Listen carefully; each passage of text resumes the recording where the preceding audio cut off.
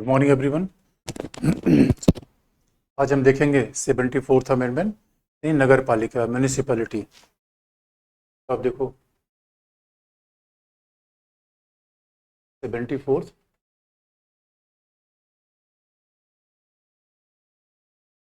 Constitutional amendment, और इसमें देखेंगे नगर पालिका यानी ये है म्यूनिसिपैलिटीज। कई बार हिंदी में कहते हैं म्यूनिसिपैलिटी।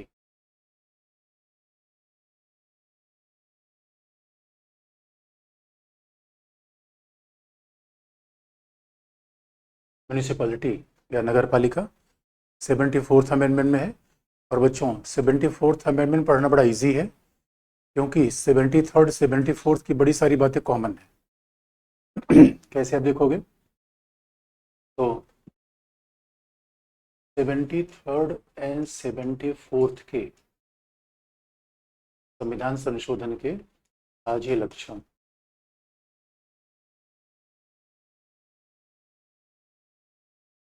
इसका मतलब common features of 73rd 74th। तो जरा सोच के देखो कि जब हम नगर पालिका की बात पढ़ते हैं और पंचायत की बात पढ़ते हैं तो याद रखना बच्चों, एक ही डिस्ट्रिक्ट में रूरल एरियाज होता है, एक ही डिस्ट्रिक्ट में गांव का एरिया है, एक ही डिस्ट्रिक्ट में शहर का एरिया है। तो गांव शहर अगर एक ही डिस्ट्रिक्ट में है तो स्वाभाविक रूप में उनके बहुत से बड़े सारे फीचर्स कॉम्प्लीमेंट्री होंगे। तो आप देखोगे कि कॉमन फीचर्स क्या है कि इनके लिए इलेक्शन का सिस्टम, जो निर्वाचन का तरीका है वो सेम है। यानी एज कितनी है 21 ईयर्स, इलेक्शन की एज कितनी है 21 ईयर्स, और टेन्योर कितना है पंचायतों का और नगर पालिका कार्यकाल कितना है, दोनों कार्यकाल कितना है और 5 ईयर्स। तो दोनों के लिए जो राज्य निर्वाचन आयोग है, जो स्टेट इलेक्शन कमीशन है, वो दोनों के लिए एक जैसा है, वो दोनों के लिए समान है। स्टेट इलेक्शन कमीशन एक ही स्टेट इलेक्शन कमीशन है जो पंचायत के भी चुनाव करवाता है और जो म्यूनिसिपालिटी यानी म्यूनिसिपैलिटी के भी चुनाव करवाता है। कई बार हिंदी में लोग कहते हैं म्यूनिसिपालिटी कह देते हैं। तो आप देखोगे कि एक ही राज्य निर्वाचन आयोग है और एक ही वित्त आयोग है। Even state finance commission is also same, राज्य वित्त आयोग। State finance commission. इसलिए आप देखोगे 73rd एंड 74th के 90% फीचर एक जैसे हैं। 73rd 74th के 90% फीचर एक जैसे हैं, क्योंकि स्वाभाविक रूप में एक ही डिस्ट्रिक्ट में रूरल एरियाज है, एक ही जनपद में ग्रामीण क्षेत्र है, शहरी क्षेत्र है। शहरी क्षेत्रों के लिए नगर पालिका है, ग्रामीण क्षेत्रों के लिए पंचायत है। ये सब चीज़ें 73rd 74th एक ही हैं। तो आप देखोगे एक ही चीज़ है, जो हमने वहाँ बता दिया वही यहाँ भी है। तो राज्य निर्वाचन आयोग में कौन होगा ये सब राज्य विधानमंडल तय करेगा, स्टेट इलेक्शन कमीशन में कौन होगा राज्य विधानमंडल तय करेगा। इसका मतलब है जैसे पंचायतों के 28 राज्यों के अपने कानून हैं, वैसे म्यूनिसिपैलिटीज़ के भी राज्यों के अपने कानून हैं। ये इंटरेस्टिंग है। इसका मतलब है फिर 73rd 74th में फीचर्स अलग अलग क्या है। तो आप देखोगे 73rd का स्पेसिफिक फीचर क्या है, 73rd में क्या है, 3 टायर पंचायत, पंचायतों के 3 स्तर।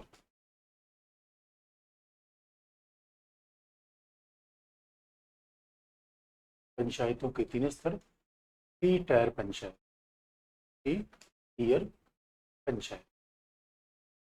तो ये 73rd का कॉम स्पेसिफिक फीचर है। तो 3 टीयर का मतलब जानते हो कि ग्राम पंचायत, विलेज पंचायत,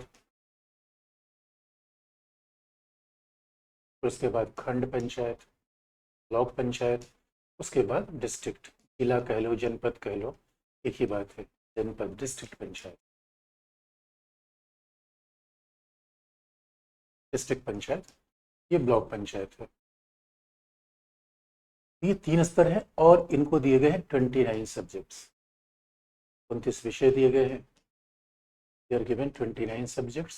तो ये इसके स्पेसिफिक फीचर है। और यहाँ पे रखना, ये पंचायतों की तीन स्तर ऑर्गेनिकली लिंक है, जस्ट लाइक हमारी बॉडी के ऑर्गेनिक है, जैसे हमारी बॉडी के हैंड भी हैं, फीट भी है, स्टमक है, बहुत सारे ऑर्गन्स हमारी बॉडी के हैं, वैसे ही एक ही डिस्ट्रिक्ट के अनेक ब्लॉक होते हैं और एक ही ब्लॉक में अनेक गाँव होते हैं, यानी इंटर रिलेटेड होते हैं, टायर होते हैं। जैसे आप देखोगे ट्रेन में, आप चलो 3 टायर 2 टीयर, जो 3 टीयर ट्रेन होती है उसमें तीन जो सीट होती है वो इंटरलिंक होती है।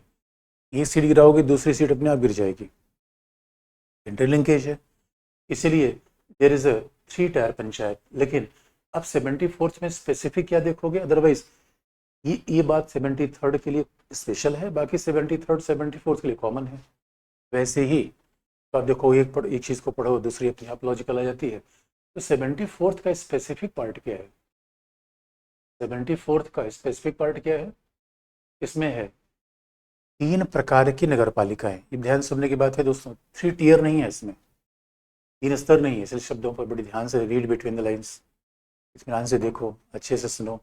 जैसे मैं बार बार कहता हूँ, बच्चे कई बार सवाल पूछने में पुरानी बातें सब भूल जाते हैं।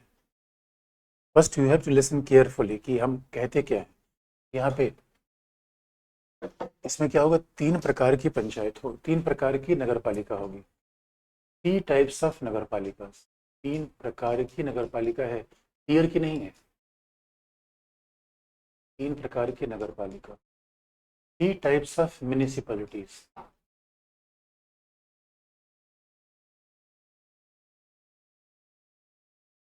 Three types of municipalities. अब ये 3 प्रकार की नगर पालिका है। अब क्योंकि हमारे आप कहोगे 3 प्रकार के, इसका मतलब एक से दूसरे का इंटरलिंकेज नहीं है, दोनों तीनों इंडिपेंडेंट है। जब कहते हैं 3 टीयर, इसका मतलब तीनों इंटर रिलेटेड है। जैसे जस्ट लाइक बॉडी के साथ हाथ भी है, पाँव है, तो है ना, तीनों इंटरलिंकेज हैं। लेकिन एक आदमी और दूसरे आदमी के बीच में तो इंडिपेंडेंस है। वैसे 74th में 3 प्रकार की नगर पालिकाएँ हैं, वो कौन सी हैं? जैसे आप देखोगे हमारे 3 प्रकार के शहर हैं। एक ऐसे छोटा सा जगह कहते कस्बा, कस्बा में क्या होगा, वहाँ पे होगी नगर पंचायत। कस्बे में होगा नगर पंचायत। जो सबसे छोटा जो शहर होता है वो कस्बा होता है, टाउन एरिया होता है, उसमें क्या है, नगर पंचायत। याद रखना, अब इससे पंचायत से गाँव को सेंस आपको नहीं आना चाहिए।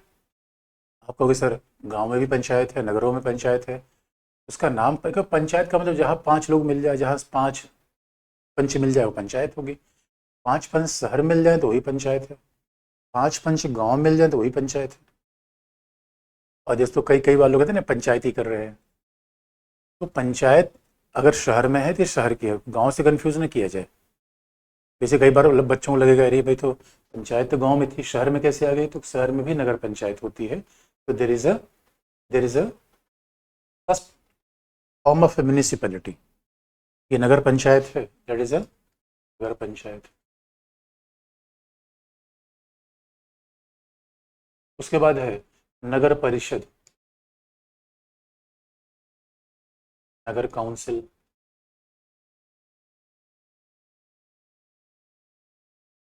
इसका मतलब नगर परिषद कहाँ बनती है? जो आपका डिस्ट्रिक्ट हेडक्वार्टर है। उसके बाद नगर निगम, that is the municipal corporation. नगर का निगम का कारपोरेशन, जो बड़ी दिल्ली है, पटना है, मुंबई है, यहाँ पे क्या है, नगर निगम है। जो आपकी जो डिस्ट्रिक्ट हेडक्वार्टर होगा, जो आपके मान लो कि शहर के सबसे निकट का डिस्ट्रिक्ट होगा, वो सामान्यतः क्या होगा, वो नगर परिषद होगा, नगर काउंसिल होगा। यहाँ पे डीएमएसपी सब बैठते हैं। ये 3 प्रकार के सिटीज़ हैं और तीनों हायरार्की में, तीनों इंटरडिपेंडेंट नहीं है, याद रखना। पंचायत इंटरडिपेंडेंट है, तीनों पंचायत के फॉर्म इंटरडिपेंडेंट है, नगरों के फॉर्म क्या है, इंडिपेंडेंट है। तो अब आप देखोगे बस 3 नगर के फॉर्म आ गए तो तीनों के चुनाव अलग अलग होंगे। तो आपके कस्बे में क्या होगा, नगर परिषद, और उसके बाद टॉप पे नगर निगम, कारपोरेशन, और तीनों को मिलाकर नाम दिया जाता है नगर पालिका। जिसे म्यूनिसिपैलिटी कहते हो, तीनों के नाम है।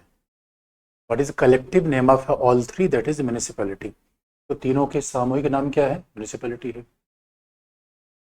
म्यूनिसिपैलिटी है, या कई बार हम म्यूनिसिपालिटी कह देते हैं हिंदी में ऐसे ही। तो ये तीनों के सामूहिक नाम क्या है, नगर पालिका है।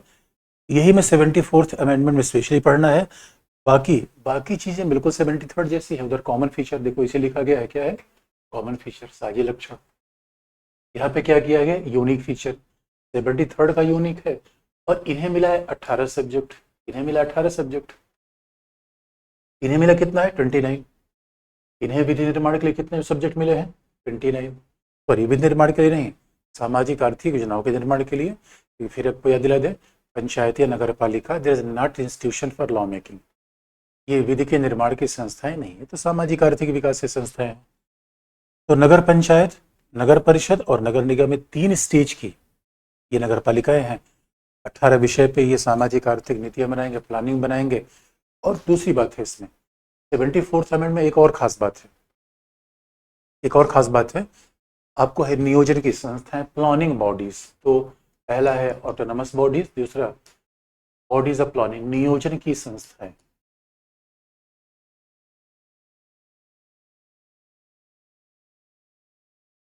प्लानिंग इंस्टीट्यूशंस और बॉडी फॉर प्लानिंग।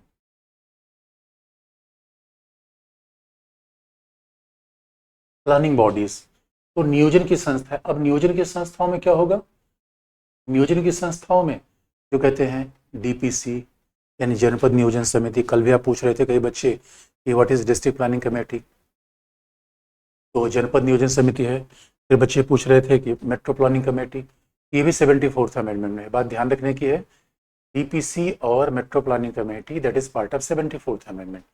आप कहोगे अब हम 74th की स्पेशल बात कर ले, इसलिए बच्चों 74 की बात करते समय ये बातें लगभग वही होंगी, निर्वाचन आयोग, ये सारी बातें तो वही होंगी, बस इसमें थोड़ा सा लगाव कहाँ पे होगा, इस लेवल पे। इस 74th के कॉमन फीचर्स भी हैं, अलग अलग फीचर्स भी हैं। दोनों राज्य सूची के विषय है। राज्य विधानमंडल दोनों के बारे में विधि का निर्माण करता है। राज्य विधानमंडल ही तय करेगा कि इन्हें 18 शक्तियाँ मिले, इन्हें 29 मिले। सारे काम एक दूसरे से इंटर रिलेटेड है। अब दूसरी बात अब देखोगे कि नगर निगम है क्या है, नगर पालिका है क्या। और फिर आप इस बात को देखोगे कि नगर पालिका के अलावा, नगर पालिका क्या है और नगर पालिका के अलावा आप देखोगे किस तरीके से प्लानिंग होती है। अब हम आ जाए नगर पालिका पे, तो बात सीधी है बच्चों 74th अमेंडमेंट पे। तो पहला क्या होता है, नगर पालिका। हमें 74th अमेंडमेंट देखना है।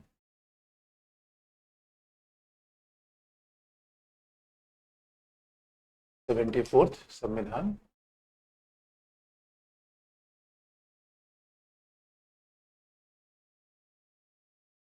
अब हमें देखना है 74th अमेंडमेंट। और ये बात आप जानते हो, ये जो 74th अमेंडमेंट है उसमें नगर पालिका है, तो भाई सीधी सी बात है, इसमें 74th अमेंडमेंट 3 प्रकार के नगर पालिका है, तीनों के लिए प्रिंसिपल एक जैसा है। सारे नगर को, मान लो कोई भी आपकी सिटी है तो आप याद रख लो, कोई भी आपका शहर है, भोपाल, जयपुर, पटना, ये क्या होगा, मान लो कि दैट में भी भोपाल, जयपुर, लखनऊ, जयपुर, लखनऊ, तो ये सिटीज़ हैं। इसमें क्या किया जाता है 74th अमेंडमेंट में, क्या किया गया है, ये तो जो हमने 3 सिटीज़ दिया है वो नगर निगम में है। तीनों सिटीज़ टॉप लेवल की सिटीज़ हैं, तो फिर नगर निगम में मेट्रोपॉलिटन सिटीज़ हैं। इसमें क्या किया जाएगा, ये सारे शहर को अनेक वार्ड में बांट दिया जाएगा। तो मान लो भोपाल में 80 वार्ड हो गए, तो सारे शहर को अनेक वार्ड में बांट दिया जाएगा। जैसे लोकसभा विधानसभा की कॉन्स्टिट्यूएंसी होती है, वैसे नगरों में क्या होता है, वार्ड होता है। अब आप देखोगे कि इसलिए ये सब नगर पालिका क्या है, डेमोक्रेटिक डिसेंट्रलाइजेशन, एडमिनिस्ट्रेटिव डिसेंट्रलाइजेशन, लोकतांत्रिक विकेंद्रीकरण, प्रशासनिक विकेंद्रीकरण, यही सारी बात तो होती है। लोकतांत्रिक विकेंद्रीकरण, प्रशासनिक विकेंद्रीकरण। तो हम इन क्या करते हैं, हम नगर निगमों को अनेक वार्ड में बांट देते हैं और हर वार्ड से अनेक प्रत्याशी चुनाव में आते हैं और कोई एक निर्वाचित होगा।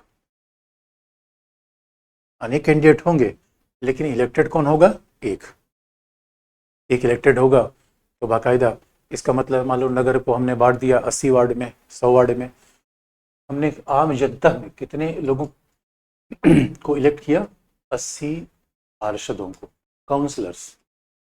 ये 80 पार्षदों का निर्वाचन आम जनता के द्वारा हो गया। अब आप देखोगे ये जो काउंसलर्स हैं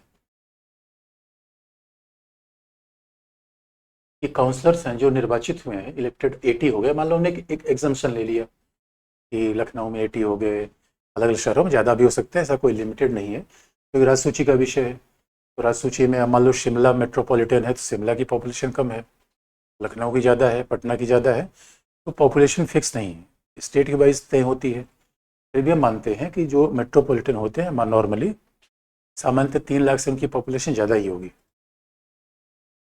तो अब आप देखोगे, अब जो 80 पार्षद, अब जरा सोच के देखो भाई, एक शहर में अगर विधायक और सांसदों की संख्या देखो तो नॉर्मली एक सिटी में सांसद होते हैं 3 से 4, जबकि विधायक होते 5 और पार्षद होते हैं 80। इसका मतलब यह है कि 80 जो पार्षद होते हैं वो शहर में, अब शहर के प्रधान समझो इन्हें, ये पार्षद कौन है, शहर के प्रधान है। तो हमारे मोहल्ले में रहेंगे तो मान लो कि हमें आसानी से इनसे भेंट हो सकती है, अब कोई काम देख ले, बच्चों पार्षद क्यों जरूरी है। आप कहोगे सर ये बताओ, पार्षदों का निर्वाचन होगा तो इसका जो हेड होगा वो क्या कहलाता है, मेयर। आप कहोगे सर मेयर का निर्वाचन कैसे होगा, what is the procedure for election of mayor.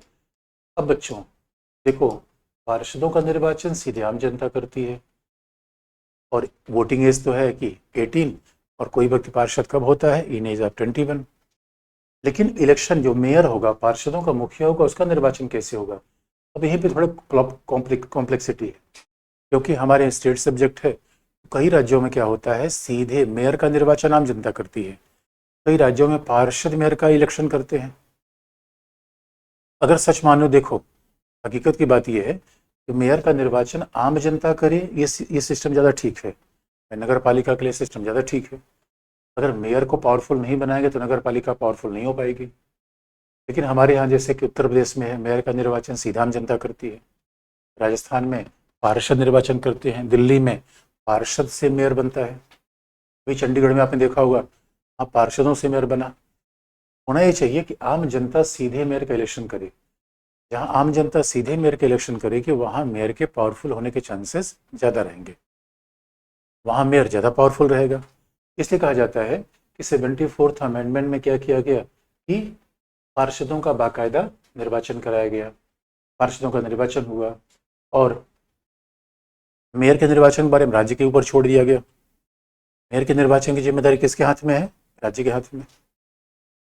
अब सवाल है कि ये करेंगे क्या, ये सब लोग इलेक्शन हो जाएगा 80 मेयर, तो अब देखो सवाल है कि मेयर क्या करेगा दोस्तों, पार्षद क्या करेगा।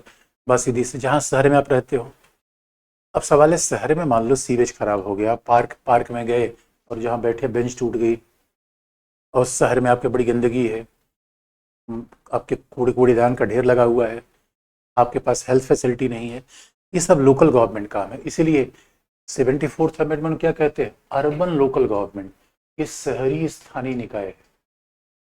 ये क्या है, अर्बन लोकल गवर्नमेंट।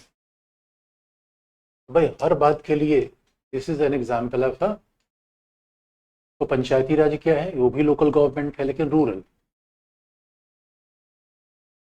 पंचायती राज क्या है, ग्रामीण स्थानीय स्वशासन, ये क्या है, शहरी स्थानीय स्वशासन है। भाई शहर में मान लो किसी सीवेज खराब है तो अब सांसद के पास जाने क्या फायदा है, और सांसद हमारे बीच में है भी नहीं। इसलिए जब हमने 18 ये बाकायदा 74th अमेंडमेंट किया, जैसे पंचायतों में डेमोक्रेटिक डिसेंट्रलाइजेशन किया वैसे यहाँ भी किया, लोकतांत्रिक विकेंद्रीकरण कर दिया। तो आरक्षण रिजर्वेशन है वही है, रिजर्वेशन पंचायतों जैसा ही है, SC ST के लिए, महिलाओं के लिए एग्जैक्ट रिजर्वेशन वही है, रिजर्वेशन वगैरह सब वही है, महिलाओं के लिए भी आरक्षण वैसा ही है।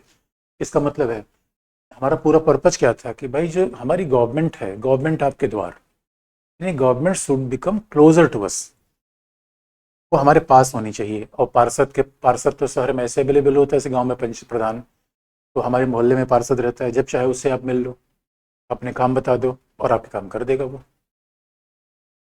इसलिए हमने ये सिस्टम अपना लिया, पंचायत का डेमोक्रेटिक डिसेंट्रलाइजेशन कर दिया। नहीं तो आप जरा सोचिए, पार्षद और मेयर नहीं होगा तो कौन, फिर नगर का प्रशासन कौन करेगा, IAS ऑफिसर, जो नगर निगम का कमिश्नर होता है। अब IAS ऑफिसर आप जानते हो अकाउंटेबल तो है नहीं, डेमोक्रेसी की सबसे बड़ी बात होती है अकाउंटेबिलिटी। पार्षद को पता है अगर आपकी बात नहीं सुनेगा तो चुनाव हार जाएगा, इसलिए आपकी बात सुनता है। दूसरी बात भी करी गई, तो 74th अमेंडमेंट में पहला ये प्रावधान किया गया कि निर्वाचन होगा सीधे, और मेयर का निर्वाचन तय करेगा राज्य विधानमंडल। और उसके बाद ये भी तय होगा अब मान लो हमारे कई अब मेट्रोपॉलिटन में पॉपुलेशन, दिल्ली की पॉपुलेशन 2.5 करोड़ हो गई। अब 2.5 करोड़ में अगर पार्षद भी बनाएंगे तो पार्षद का भी यानी वार्ड का आकार बड़ा बड़ा हो जाएगा। वार्ड का आकार बड़ा होगा फिर तो पर्पज इसका डिफीट होगा। तो वार्ड का आकार बड़ा हो जाएगा तो आम जनता और पार्षद के बीच में कैसे नज़दीकी बढ़ाई जाए, आम जनता पार्षद के बीच में कैसे नज़दीकी बढ़ाई जाए, तो उसका तरीका क्या क्या फिर माना गया, तो यहाँ कहा गया उसका तरीका क्या है, आम जनता और पार्षदों के बीच में कैसे प्रॉक्सिमिटी बनाई जाए। इसलिए यहाँ पे कहा गया कि वार्ड समितियाँ होंगी, वार्ड कमेटीज। 74th अमेंडमेंट में वार्ड समितियों का ही प्रावधान है। There is a provision of ward committee, ward समितियों का ही प्रावधान है। अब वार्ड समितियों का प्रावधान इसका मतलब है कि वार्ड समितियां क्या होंगी कि हर वार्ड समितियों का मतलब है 2 या 2 से अधिक वार्ड को मिलकर बनेगी। मोर देन 2, 2 और मोर देन 2, 2 या 2 से अधिक वार्ड को मिलकर वार्ड समितियां बनेगी। क्यों बनेगी, अब मान लो कि कोई आपका एक वार्ड है, 2 वार्ड, 3-4 वार्ड मिलकर एक समिति बन जाएगी। आप कहोगे सर इस समिति में कौन होगी, वो कहाँ बनेगी, तो ऐसे ही वार्ड में बनेगी, ऐसे शहर बनेंगे जिनकी जनसंख्या 3 लाख से ज़्यादा हो। वार्ड समितियां उसी शहर में बनेंगी where population is more than 3 lakh. तो पॉपुलेशन जहाँ 3 लाख से ज़्यादा है वहाँ वार्ड कमेटीज बनेंगी, जहाँ 3 लाख से कम है वहाँ वार्ड कमेटीज नहीं बनेगी, वहाँ केवल वार्ड रहेगा। और वार्ड कमेटी में कौन होगा नॉर्मली, अब देखो राज्य का विषय है, 74th अमेंडमेंट में नहीं लिखा गया है, 73rd जैसा 74th में भी सारी बातें राज्य बनाता है। अब वार्ड कमेटीज़ में कौन होगा, वार्ड मेंबर होगा, RWA के, रेजिडेंट वेलफेयर के लोग होंगे, ऑफिसर्स होंगे, बट ये लिखा नहीं गया है, ये सब राज्य अपने हिसाब से तय करता है। इसका पर्पज़ क्या है, देखो दोस्तों, वार्ड कमेटी होगी, एक वार्ड दूसरे वार्ड के बीच बड़ी सारी कॉमन चीज़ें होती है, सीवेज, सड़क, इलेक्ट्रिसिटी। तो हो सकता है कि ऐसा थोड़े कि अब कोई वाटर सप्लाई लाइन है, वाटर सप्लाई लाइन है, ऐसा थोड़े कि एक वार्ड में जाएगी फिर ख़त्म हो जाएगी दूसरे वार्ड में जाएगी। इसलिए इनके बीच आपस में कोऑपरेशन हो सके तो बनाया गया है वार्ड समिति। इसके लिए क्या बनाया गया है, वार्ड समितियां। तो और उसके बाद क्या किया गया है, नियोजन की संस्था, ये तो हमने बता दिया ऑटोनमस बॉडीज हैं। 74th अमेंडमेंट प्लानिंग बॉडीज भी आती हैं, नियोजन की संस्थाएं भी है। अब जरा देखिए नियोजन की संस्थाएं कौन सी हैं, तो अब 74th अमेंडमेंट देखोगे कि प्लानिंग बॉडीज कौन सी है, बॉडीज फॉर प्लानिंग, नियोजन की संस्था, ये भी 74th अमेंडमेंट का बड़ा महत्वपूर्ण पार्ट है। और नियोजन किस पे करना है, 18 विषय पर करना है। और नियोजन की संस्थाएं कौन सी है, पहला जनपद नियोजन समिति,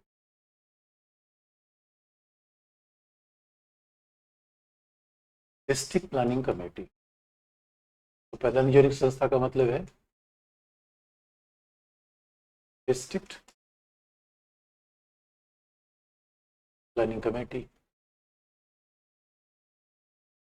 अब ये जनपद नियोजन की समिति, अब सवाल है डिस्ट्रिक्ट प्लानिंग कमेटी होगी, अब डिस्ट्रिक्ट प्लानिंग आप जानते हो पूरे जनपद का प्लान बनेगा, गांव शहर का नहीं। अब फिर देखो इसलिए बस 73rd 74th में इंटीग्रेशन हो गया। डीपीसी 74th कॉन्स्ट, बात ध्यान से सुनने के बच्चों में बात जरूरत है, डीपीसी 74th अमेंडमेंट का पार्ट है, लेकिन जब डीपीसी योजना बनाएगी तो गांव शहर दोनों के लिए होगा।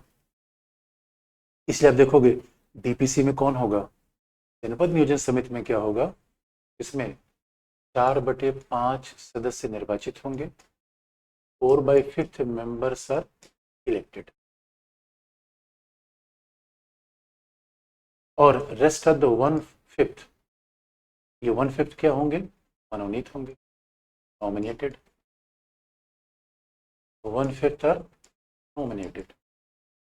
अब बच्चों याद रखना, अब हमारे कॉन्स्टिट्यूशन के लिए दे दिया, 74th में दे दिया गया है, निर्वाचित संस्था होगी, 4/5 लोग निर्वाचित होंगे, 1/3 मनोनीत होंगे।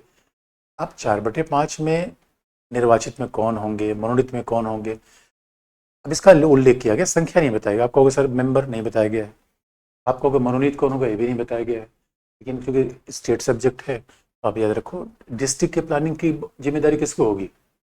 बैंक अधिकारी, चीफ डेवलपमेंट ऑफिसर, डीएम, और सांसद विधायक को भी लाया सकता है, डिपेंड अपॉन कंडीशन। भाई सांसद विधायक भी लाया सकता है, हमारे तो राज सूची का विषय है। तो ब्लॉक और डिस्ट्रिक्ट में हम बाकायदा रिप्रेजेंटेशन किसका सुनिश्चित कर सकते हैं?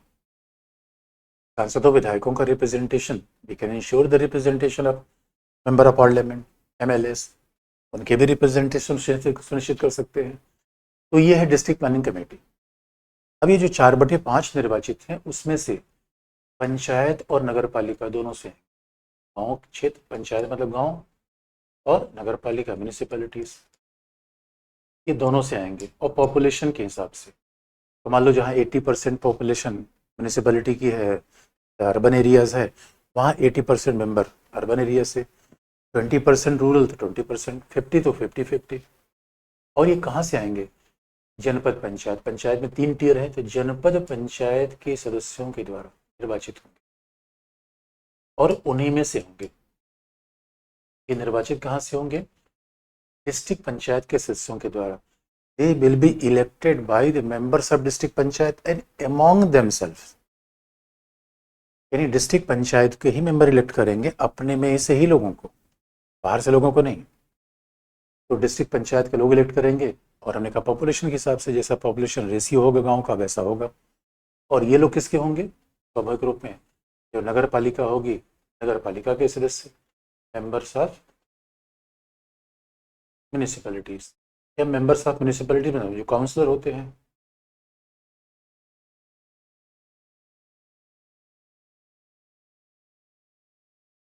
इसमें मेंबर्स ऑफ म्यूनिसिपैलिटीज हो जाएंगे, यानी नगर पालिका के सदस्य।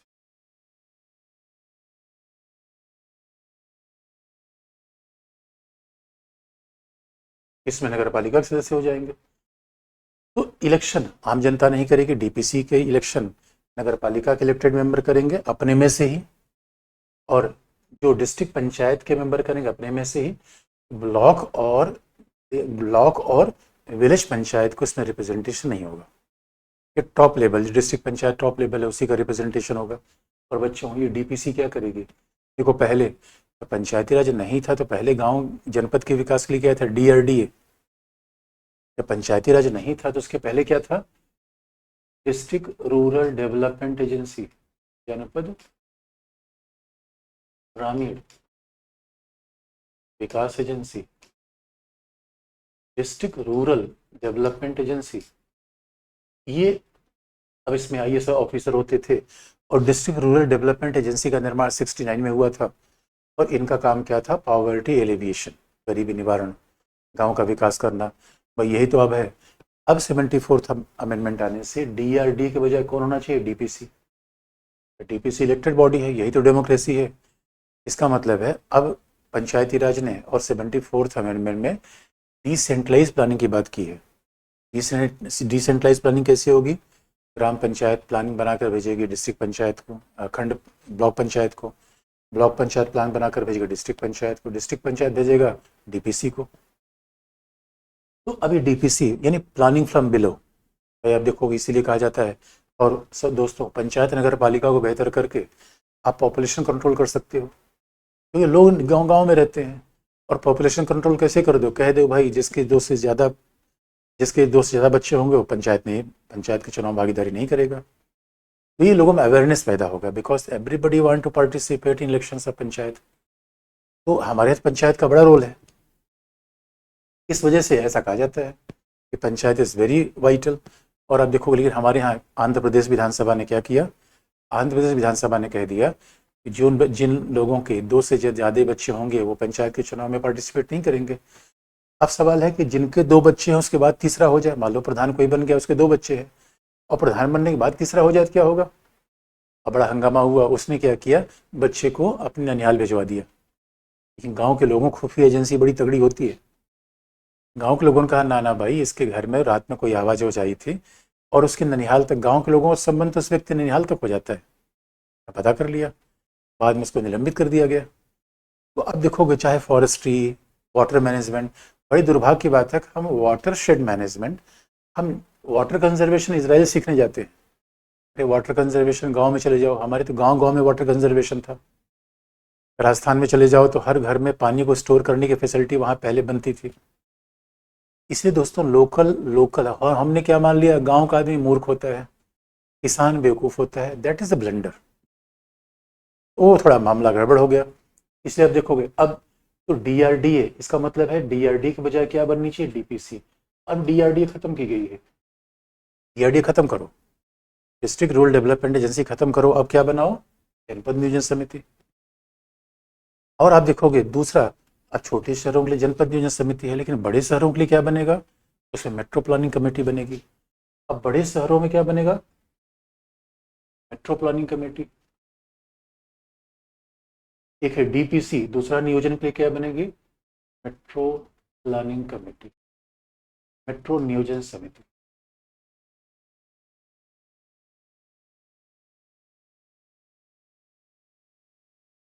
दूसरा बनेगा मेट्रो प्लानिंग कमेटी।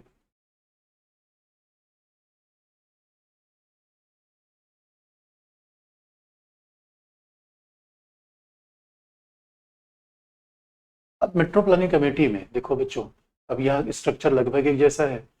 यहाँ पे 2/3 और 74th अमेंडमेंट में लिखा गया है सब चीज़ें। इतनी बात लिखी गई है कि 2/3 होगा या 4/5 होगा। बाकी बात नहीं लिखी गई है कि मनोनीत में कौन आएगा, आईएएस आएगा, कौन आएगा, ये सब नहीं लिखा गया, अध्यक्ष कौन होगा, ये सब नहीं लिखा गया। नॉर्मल डीपीसी का तो चेयरपर्सन इलेक्टेड आदमी होना चाहिए, कई जगह कई बार नहीं होता, तो थोड़ी प्रॉब्लम तो है, अलग अलग व्यवहारिक प्रॉब्लम है। तो 2/3 मेंबर्स जो ये होंगे, ये निर्वाचित होंगे, 2/3 मेंबर्स आर इलेक्टेड। वहाँ 4/5 है, यहाँ पे 2/3 होंगे, इलेक्टेड होंगे। और rest of the 1/3 they will be nominated,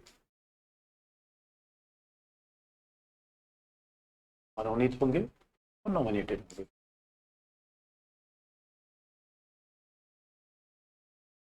nominated होंगे।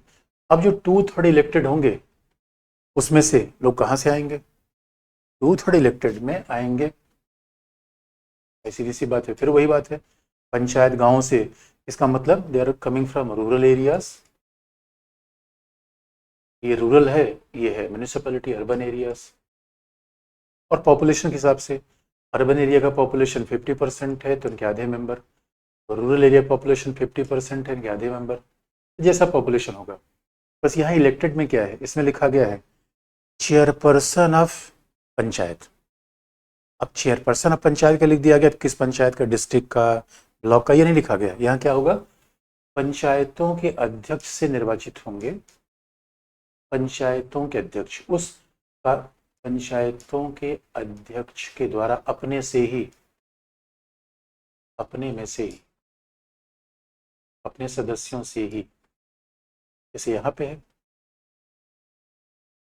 यानी chairperson of panchayat, chairperson of panchayat,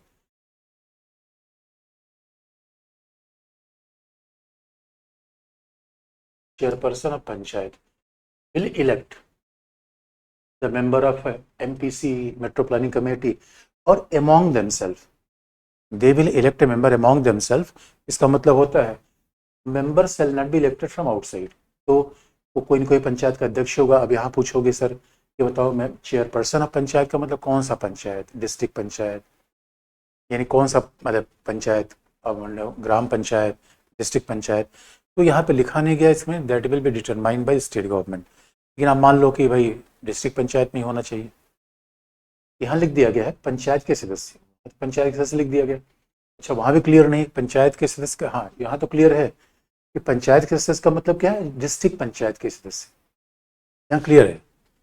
यहाँ पे बात क्लियर नहीं है कि पंचायतों के अध्यक्ष अपने सदस्यों में से निर्वाचित करेंगे, तो कौन पंचायत का अध्यक्ष हो क्लियर नहीं है।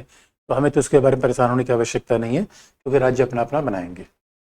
उसके बाद क्या है कि उसके बाद क्या होगा, नगर पालिका, जो नगर निगम के निर्वाचित सदस्य की बात होगा, नगर निगम के,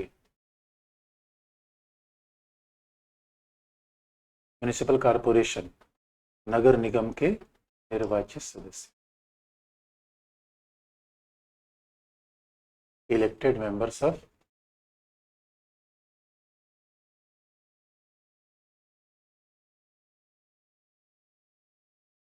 elected members of municipal corporation.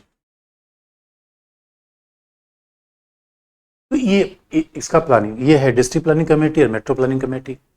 अब ये दोनों के स्ट्रक्चर हो गए। इसका मतलब पार्शियली इलेक्टेड है, पार्शियली नॉमिनेटेड है। और फिर वही बात आप पूछोगे सर नॉमिनेटेड में कौन है, तो that will be determined by the state government, legislature of state.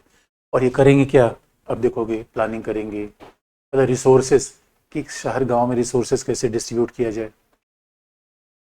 भाई मेट्रो में गांव भी हो सकता है, संयोग से बात दोस्तों दिल्ली में भी गांव है, दिल्ली तो मेट्रो है उसमें भी गांव है, तो गांव तो कहीं भी हो सकता है। इस वजह से ये सब डिसाइड किया जाए किस तरीके से हम डेवलपमेंट करें, सिटी को कैसे डेवलपमेंट करें, कैसे आगे बढ़ाएं। तो शिक्षा के मामले में, स्वास्थ्य के मामले में, संसाधनों के बंटवारे के मामले में, रिसोर्सेज का डिवीजन कैसे किया जाए, ये सब काम इस प्लानिंग कमेटी के होते हैं। ये 74th अमेंडमेंट की मेन फीचर्स हैं। दो ही फीचर्स हैं, 3 प्रकार की नगर पालिका और ऑटोनॉमस बॉडी। बाकी चीज़ें सब वही हैं, कहाँ कहाँ लागू होगा, कहाँ कहाँ लागू नहीं होगा। तो आप जानते हो कि हमारे यहाँ तो जहाँ जहाँ जहाँ नॉर्थ ईस्ट के स्टेट में भाई लागू, जहाँ पे डिस्ट्रिक्ट ऑटोनॉमस काउंसिल है तो वहाँ पे लागू होने के बाद तो उनके हाथों में रखी गई है। अब जहाँ पे मान लो कि कहाँ पे हिल काउंसिल है तो वहाँ पे फिर वो राज्य ही तय करेगा। तो इसके एक्सेप्शन ठीक पंचायती राज के जैसे 74th में भी दिए गए हैं और सारे काम बाकी वेग जैसे हैं। अब इसको और पावरफुल बनाने के लिए क्या किया जाए, 74th अमेंडमेंट को और पावरफुल बनाए और किस तरीके से इसके चैलेंजेस हैं। अब देखो how we can strengthen 74th amendment, 74वें संविधान संशोधन को कैसे और प्रभावशाली बनाया जाए, how we can further strengthen the 74th amendment.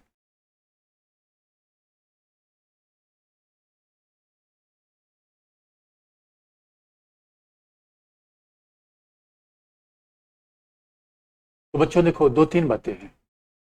पहला, मेयर का सीधा चुनाव होना चाहिए, डायरेक्ट इलेक्शन ऑफ मेयर,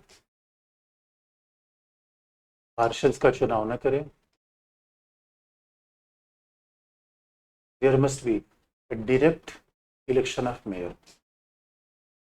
इसलिए बच्चों देखो हमारे यहाँ बड़ी इंटरेस्टिंग बात है कि हम कहते हैं कि हमारे यहाँ पावरफुल कौन है, पीएम, सीएम और डीएम। भाई पीएम, सीएम और डीएम क्यों होता है, पीएम, सीएम और मेयर होना चाहिए, क्योंकि आज भी राज्यों ने मेयर को पावर नहीं दिया है। और मेयर बेचारा सोचता रहता है सांसद बन जाए, विधायक बन। लंदन में देखो आप, लंदन में, वॉशिंगटन में, वहाँ मेयर का ऑफिस बहुत बड़ा होता है, जो मेयर है वो पावरफुल है। लेकिन हमारे यहाँ तो थोड़ा सा यहाँ गड़बड़ है मामला। इसलिए दूसरी बात है, state should be given more financial autonomy, वित्तीय स्वायत्तता को ज़्यादा दी जानी चाहिए नगर पालिका को। They must be given more financial autonomy. और ये बड़ी इंटरेस्टिंग बात है कि आप देखोगे कि हमारे यहाँ दिल्ली जैसे म्यूनिसिपैलिटी घाटे में जा रही है। जब म्यूनिसिपल घाटे में जा रही है तो शहर का विकास क्या करेगी। इसे दोस्तों हमने जैसे चंडीगढ़ देखो, चंडीगढ़ कभी जाओ तो देखो सिटी चंडीगढ़ जैसी होनी चाहिए। वैसे पश्चिम में आइडिया सिटी का पश्चिम में आया, तो हमारे यहाँ तो ना सिटी सिटी जैसी रही।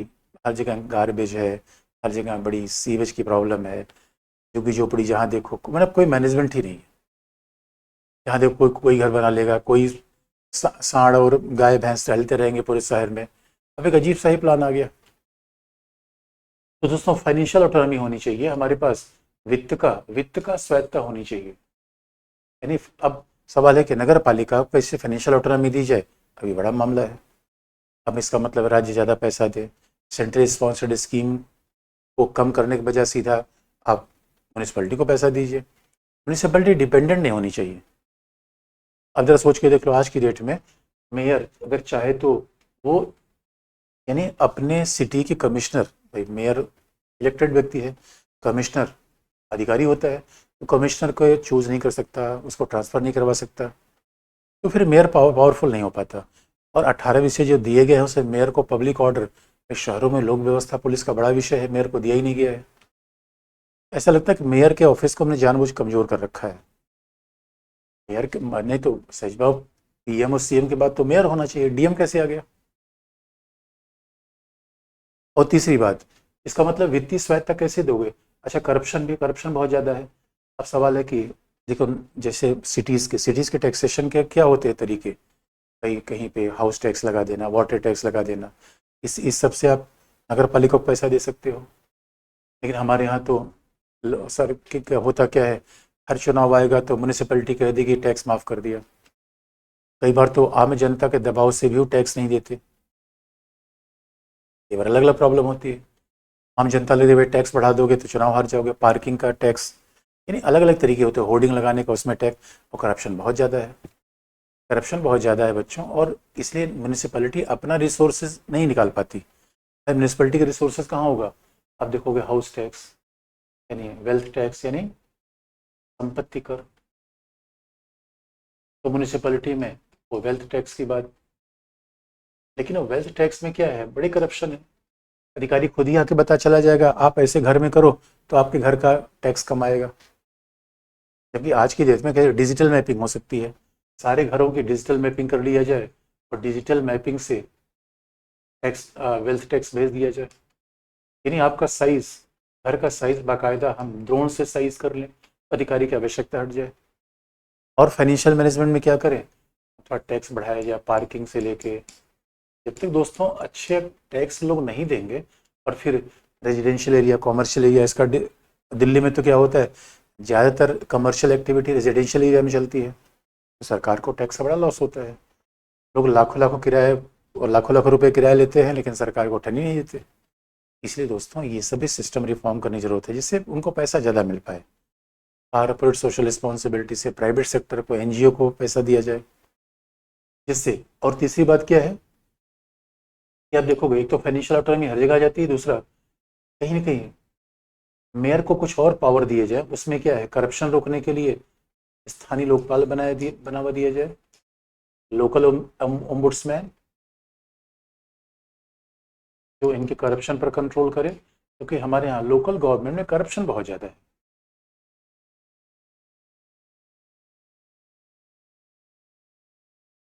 लोकल ओम्बुड्समैन बना दिया जाए, और उसके बाद हमारे पास जो मेयर को और पावरफुल बनावा दिया जाए। और कैसे, मेयर के पास कुछ पैसे आने चाहिए, मेयर के पास पैसे आने चाहिए, और मेयर को अपने अधिकारी को चूज करने का अधिकार होना चाहिए, और उसे पुलिस और लोक व्यवस्था के पावर भी दिए जाए।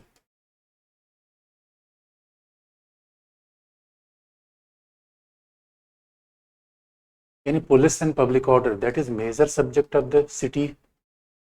और होता क्या है, अगर मान लीजिए मैं अपने पार्षद के पास गया और पार्षद ने कहा भाई पुलिस तो हमारे पास है नहीं, तो लोग कहेंगे अरे भैया देखो अगली बार आने तो वोट हम देंगे। अब आम आदमी को क्या पता, उसे पॉलिटिक्स पढ़ नहीं रखी है। और लास्ट बात, हमारे यहाँ देखो अब 74th अमेंडमेंट चल गया, इसके बावजूद आप देखोगे सिटी मैनेजमेंट के तमाम तरीके हैं। भाई नगर पालिका के बजाय हमने क्या बना रखा है, एक जगह टाउन एरिया कमेटी है, तो हमने अलग अलग लोकल गवर्नमेंट को बना रखा है, जैसे town area committee, notified area committee.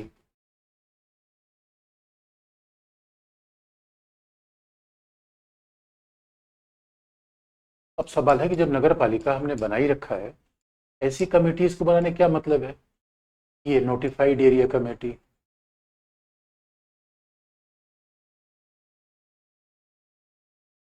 उसके बाद कैंटोनमेंट बोर्ड, यानी छावनी परिषद,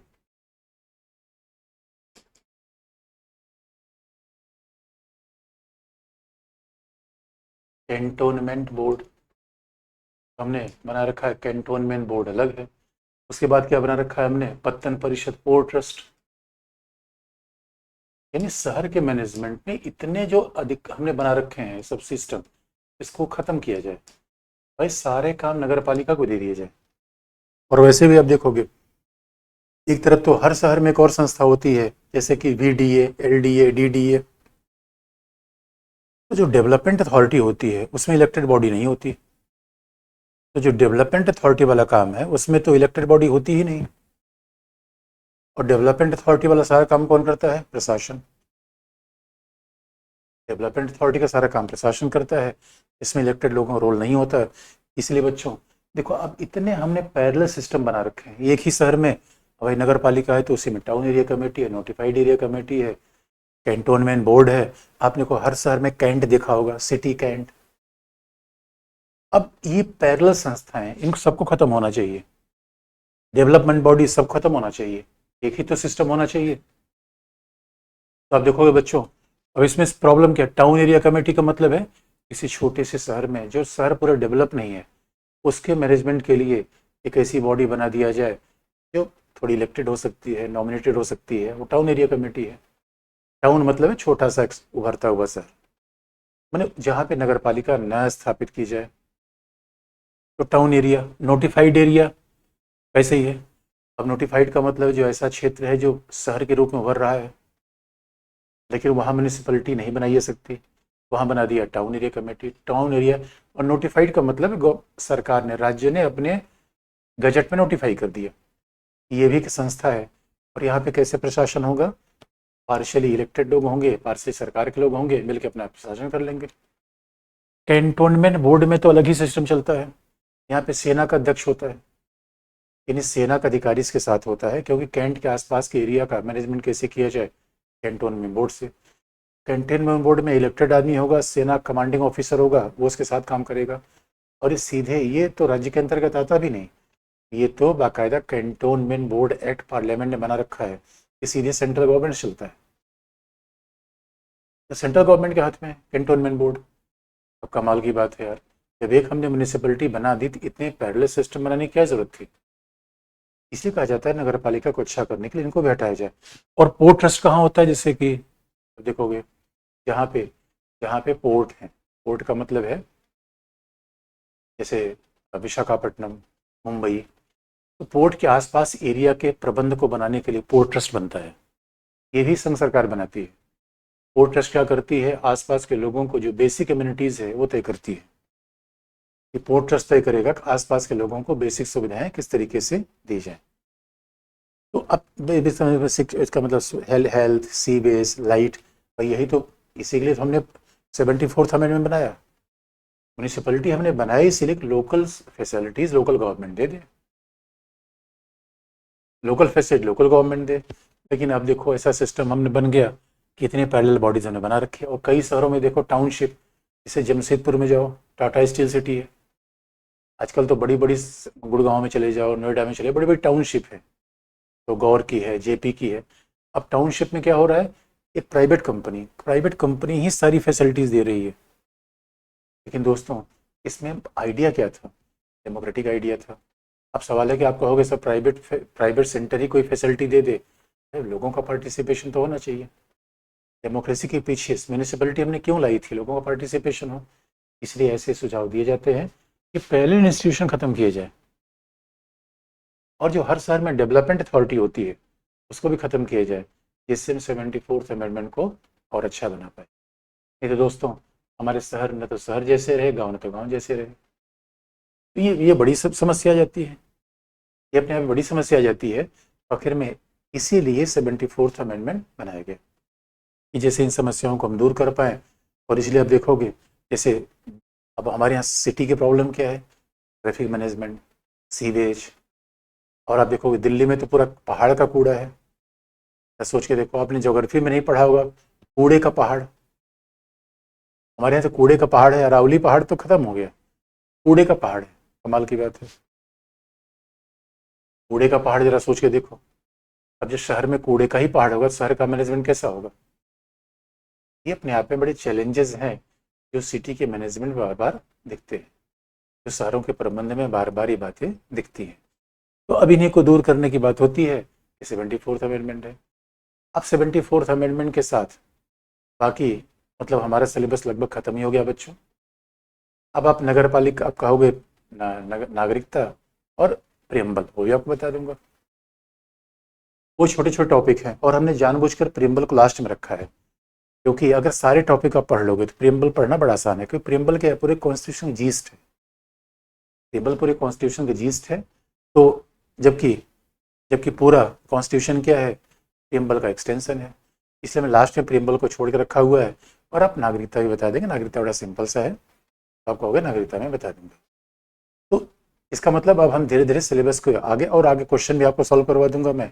अभी आपको मॉडल पेपर देना है, जो मैंने आपको आश्वासन दिए हैं मैं सब पूरा कर दूंगा, इसमें घबराने की बात नहीं, लेकिन आप बार बार उसको रिवीजन करो, बार बार पढ़ो, तो ये आपको बार बार करना पड़ेगा। अब हम क्वेश्चन आवर पे चलते हैं। अब जरा हम देखिए क्वेश्चन आवर, अभी हमें क्वेश्चन आवर आपका शुरू करते हैं।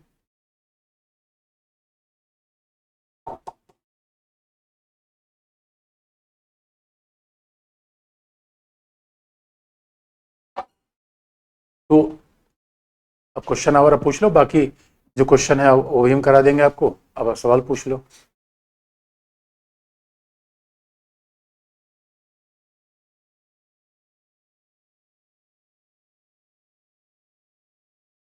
अब देखो, यानी सी बराबर छावनी, अरे छावनी का मतलब जहाँ पहले सेनाओं की छावनी होती है वही छावनी परिषद है। यहाँ भी सेना हो, जहाँ कैंट एरिया होता है, हर सिटी में कैंट होता है, आपने देखा होगा जहाँ सेनाएं होती है, तो हर सिटी में जो कैंट होता है उसी के मैनेजमेंट, आसपास के एरिया के मैनेजमेंट के लिए छावनी परिषद बनती है, जो इलेक्टेड बॉडी होती है, लेकिन उसमें सेना का अधिकारी मुख्य भूमिका में होता है। इलेक्टेड जो व्यक्ति होता है उसकी सहायता करता है। पंचायतों में बिना पार्टी का चुनाव होता है, नगर पालिका में। हाँ, अब बच्चों देखो, अंकित ने पूछा है, नगर पालिका में पार्टी आधार पर चुनाव होता है, पंचायतों में नहीं होता। अब क्यों? तो ऐसा कुछ नहीं है, मतलब अब मान लो कि सिस्टम बना दिया गया है, राज्यों ने अपने प्रावधान बना रखे हैं, क्योंकि माना जाता है गांव में लोगों की ज़्यादा पहुंच होती है, एक दूसरे को लोग जानते हैं। शहर में लोगों का इतना इतना एक दूसरे से परिचय नहीं होता है, शायद ये भी कारण हो सकता है। वार्ड पर कैसे, क्या लिखा, वार्ड वार्ड प्रसाद कैसे, वार्ड पार्षद कैसे? अरे बच्चों, वार्ड पार्षद के हटाने का तरीका वो आप जानते हो, हर 28 राज्य अलग अलग तय करेगा। राज्य का विषय है, 74th में नहीं लिखा गया है, और ये 74th में नहीं लिखा है, उसके बारे में आपको परेशान होने की आवश्यकता नहीं। अब कितने, फातिमा ने पूछा कितने क्लास होगी, अरे मेरे बच्चे अब तो फातिमा क्लास तो खत्म होने वाली है, अब जब तक तुम लोग चाहो। किसी बच्चे ने पूछा 234M, अरे मेरे बच्चों, कल मैंने, आपको याद होगा, कल मैंने बताया था किस तरीके से कहाँ कहाँ पंचायतों का प्रयोग नहीं होगा, वो बात लिखी गई है। इसमें बहुत कन्फ्यूजन हो रहा है, सारे स्टेटमेंट सही। अब देखो, प्राची ने पूछा, प्राची आराम से पढ़ो, आत्मविराम से पढ़ो, इसे मैं बार बार कहता हूँ, बात को धीरे सुनना चाहिए, बार बार पढ़ना चाहिए। और इसलिए आप देखोगे, किसी में CAG, अच्छा परमजीत ने कहा, अच्छा बता दूंगा, कोई बात नहीं है। किसी पर नगर निगम कर लगा सकती है, हाँ सिवाय नगर निगम कर लगा सकती है, निश्चित तौर पर उससे अधिकार होता है। नगर पालिका का मालिक कौन होता है? अरे नगर पालिका का मालिक तो मेयर ही होता है, मेयर होता है।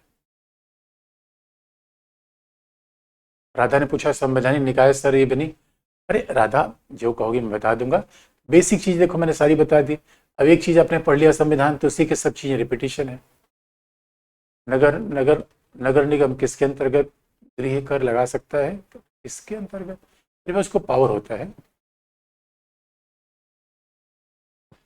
पत्तनम और महापत्तनम, अरे मेरे बच्चों, पत्तनम महापत्तनम में अभी हमें ज्योग्राफी वाला अंतर नहीं करना है, हमें तो पॉलिटी वाली बात देखिए। पोर्ट परिषद होता है, पत्तनम महापत्तनम जैसी पता नहीं कहा तो नहीं बात पढ़ ली। न्यायालय के हस्तक्षेप पर रोक नगर पालिका में क्यों है? न्यायालय, अरे मेरे बच्चों देखो अमन, अरे न्यायालय का हस्तक्षेप नहीं है भाई, जहां भी चुनाव होता है, जहां भी चुनाव होगा, नगर पालिका का, पंचायत का, चुनाव के दौरान न्यायालय का हस्तक्षेप नहीं होगा, बाद में न्यायालय का हस्तक्षेप होता है। इसी बच्चे, ग्राम पंचायत और म्यूनिसिपलिटी अलग है क्यों है? अरे मेरे बच्चों, गांव शहर अलग नहीं है, तो गांव शहर अलग होगा तो सरपंच गांव में होगा, म्यूनिसिपलिटी शहर में होगी। न्याय पंचायत क्या होती है, सुमित ने पूछा है। देखो सुमित, न्याय पंचायत का मतलब होता है गांव में स्थित एक न्यायालय। गांव में सरपंच बैठ जाए, 5 लोग न्यायालय न्यायाधीश के रूप में काम करें, तब उसे कहते हैं न्याय पंचायत, वो ग्राम पंचायत नहीं है। मेयर कैसे हटाया जा सकता है? देखो अंशु ने पूछा, अरे मेरे बच्चे, अविश्वास प्रस्ताव पारित करके, लेकिन ये राज्य विधानसभा में बनाती है। मेयर को हटाने का तरीका 28 राज्यों में अलग अलग है। सामान्यतः उसको अविश्वास प्रस्ताव, वार्ड परिषद में सारे वार्ड अगर अविश्वास प्रस्ताव पारित कर दे, हट जाता है। किसी बच्चे, राजीव ने पूछा टाउनशिप क्या है? तो राजीव देखो, टाटा स्टील सिटी जमशेदपुर कभी जाना, तो वहाँ एक प्राइवेट कंपनी, टाटा की पूरी कंपनी है, सारा शिक्षा, सारी एरीगेशन, सारा उसमें सीवेज, लाइट सब टाटा देता है, तो टाउनशिप है। मनोनीत मीन्स क्या होता है, रूपम ने पूछा है। मनोनीत का मतलब जो इलेक्टेड नहीं होता। जैसे अभी आप देखो कि सुधा मूर्ति मनोनीत की गई राज्यसभा के लिए। नॉमिनेट का मतलब है कि हमने किसी को आगे बढ़ा दिया, पसंद हमारी पसंद ही आगे बढ़ा दिया, इलेक्शन करने की आवश्यकता नहीं है। मेयर का काम क्या होता है, अरे मेयर काम वही है जो 74th का काम है, शहर का विकास करना, प्रशासन की योजनाएं बनाना। किसी बच्चे ने पूछा है संघ और राज्य क्षेत्रीय वाक्य, अरे मेरे बच्चे आपको भूल गए, संघ राज्य क्षेत्र में बता रखा है, दिल्ली यूटी सब मेरे बच्चे बता रखा है, अब एक बार पूरा रिवीजन करना। किसी सुशीला ने पूछा है सर खंड क्या कहते हैं, अरे खंड का मतलब पार्ट, खंड का मतलब पार्ट। यहाँ खंड पंचायत और ब्लॉक पंचायत, यहाँ ब्लॉक को भी कई बार खंड कहते हैं। ब्लॉक का मतलब है ना अलग अलग, आप घर आप सोसाइटी में अलग अलग ब्लॉक होते हैं, पेंटिंग के अलग अलग ब्लॉक होते हैं, जैसे मर्जी वैसे करो। 74th 73rd अलग क्यों है, तो हमने पूछा अरे मेरे बच्चों, अब तुम पूछो गांव शहर अलग क्यों है, गांव की समस्या अलग है, शहर की समस्या अलग है यार, तो अलग अलग ही होगा, थोड़ा तो अलग होगा, बाकी तो एक जैसा ही है। अमेंडमेंट इंपॉर्टेंट है एग्जाम के लिए। अब देखो निश्चित तौर पर कुछ बेसिक अमेंडमेंट जो हमने लैंडमार्क थे, हमने कोशिश की है बताने की। रीजनल स्थानीय लोकपाल क्या है, अभी धीरे बना नहीं है, प्रस्ताव है, सुझाव दिया गया है। एआरसी ने यानी प्रशासन सुधार आयोग ने कहा है कि एक ऐसा संस्था बना दीजिए जिससे नगर पालिका और पंचायत के में जो भ्रष्टाचार हो उनकी शिकायत हम कर पाए। किसी ने कहा कि सर नगर पंचायत किसके अंतर्गत आती है कस्बे में, नगर पंचायत किसके अंतर्गत आएगी, अरे भाई राज्य सरकार के अंतर्गत आएगी। अब किसी बच्चे ने कहा कि 13 फरवरी के बाद क्या है? पत्तन परिषद क्या है, पोर्ट ट्रस्ट। अरे जहाँ जहाँ पोर्ट है, जहाँ मुंबई है, विशाखापट्टनम है, वहाँ एक स्थानीय शासन बनाया जाएगा जो लोगों को सुविधाएं स्थानीय से शासन देगा।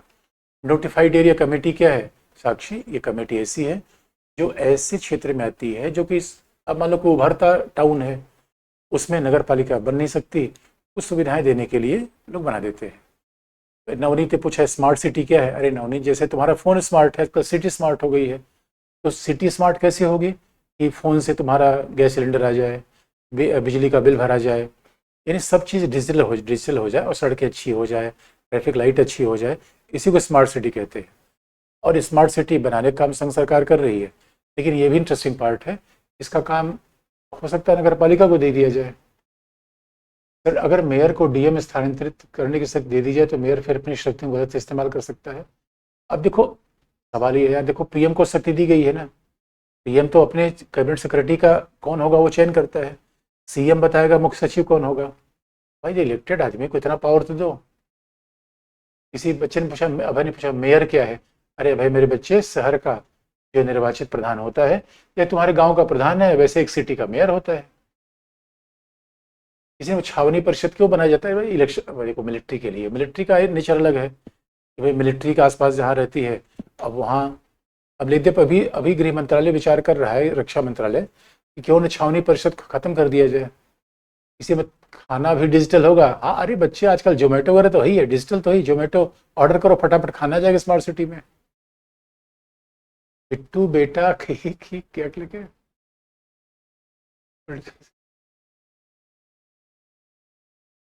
सर क्या ग्राम पंचायत भी टैक्स लगा सकती है फ्यूचर में, हाँ बिल्कुल लगा सकती है, अगर राज्य सरकार देगी तो क्यों नहीं लगा सकती। सर कुछ राज्यों में नगर पालिका और पंचायत का चुनाव पार्टी सिंबल पर क्यों होता है मैंने फिर तो राज्य का विषय है, वैसे पंचायत फिर राज्य का विषय है तो ऐसा हो सकता है कहीं कहीं, लेकिन पंचायतों में तो पार्टी सिंबल नहीं होता।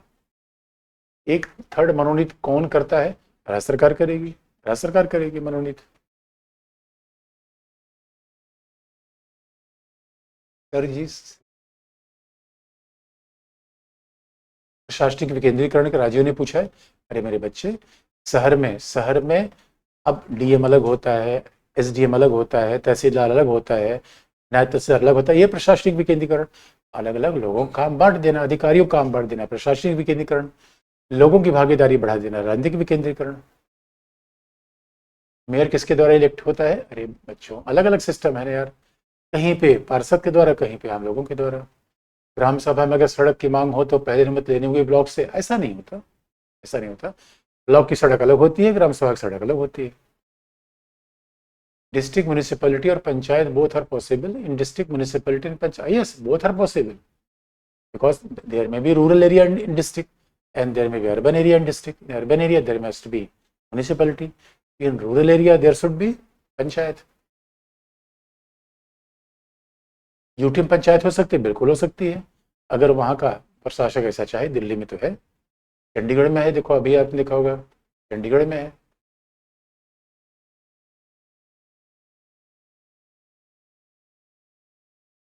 सर आईआर कब शुरू? अब आपको बता दिया कि मेरे बच्चों, नगर पालिका को वित्तीय विकेंद्रीकरण कैसे होता है. राजू ने पूछा, अरे भाई अब नगर पालिका अपना टैक्स लगाएगी, उसको पैसा दिया जाएगा, वित्त आयोग पैसा देता है, केंद्र द्वारा प्रायोजित न्याय पैसा देती है. फिर तो डीएम मेयर खिलाफ नहीं आ सकता, अगर जाएगा तो उसका स्थानांतरण करवा देगा. हाँ सही बात है. ठीक है बच्चों, लगता है आज सवाल, अब कल से प्रस्तावना बता देंगे और सीए मतलब जल्दी आपका सिलेबस खत्म हो जाएगा मेरे बच्चों. एचपीसी में 2/3 पंचायत की क्या है? एचपीसी नहीं है, एमपीसी है, मेट्रोपॉलिटन कमेटी है बच्चों, मेट्रो एमपीसी है. किसी बच्चा पर, अरे सिटीजनशिप संघ सूची में आता है, सीए कौन सूची में नहीं, सिटीजनशिप संघ सूची में आता है.